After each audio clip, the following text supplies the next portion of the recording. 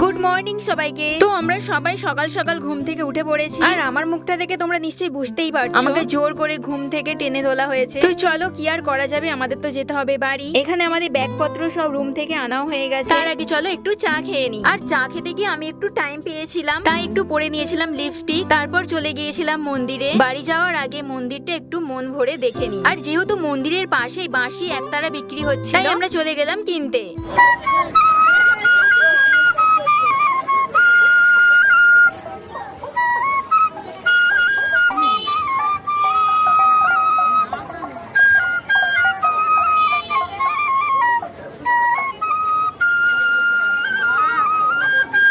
এবারে তোমাদের রিয়া বাঁশি বাজিয়ে শোনাবে, আর তোমাদেরকে বলতে হবে কোন সিনেমার টোন।